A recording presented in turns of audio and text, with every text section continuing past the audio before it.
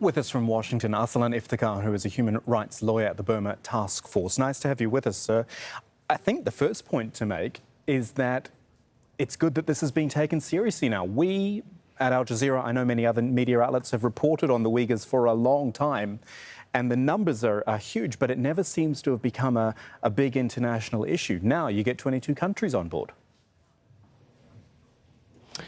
I agree, Kamal. I think that this long overdue statement by 22 nations to the UN Human Rights Council is a step in the right direction. I think that there still needs to be a lot more meaningful steps in terms of international pressure on China to ensure that human rights observers are given meaningful access to the region, that people are removed from the camps, that the ethnic cleansing that is going on, the forced marriages and things like that.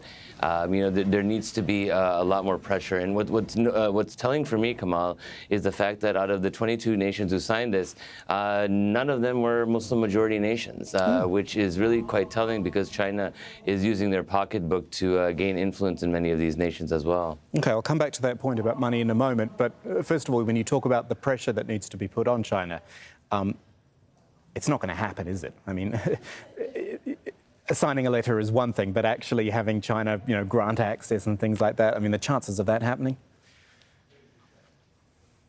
Well, I mean, the UN Security Council can bring a resolution to the table. I mean, obviously, China is a permanent member. They can veto it, but then at least they'll have to go on record addressing this issue. And more importantly, the remaining 195 countries in the League of Nations will have to decide where they stand. Are they going to stand on the right of human rights, or are they going to stand on the side of China's pocketbook? So tell me more about that. When you talk about China using its pocketbook or its wallet, however you want to say, to buy their way out of this, explain that to our viewers.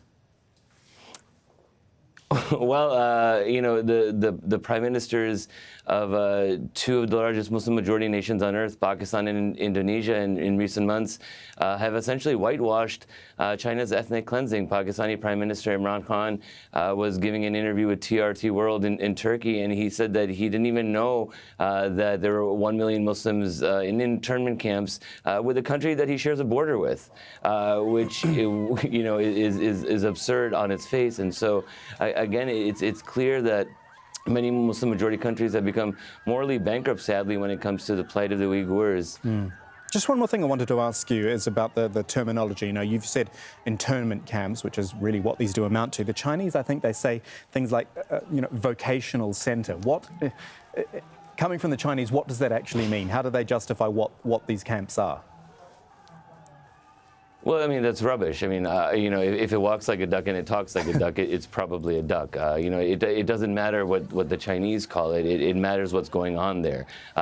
People are not allowed to fast during Ramadan. They're not even allowed to name their children traditionally Muslim names. They're forced to eat pork. Marry non-Muslim Chinese men. I mean, this is, tantamount to ethnic cleansing. Extraordinary stuff. Arsalan Iftikhar, thank you for joining us. Really interesting to talk to you. My pleasure, Kamal. Thank you.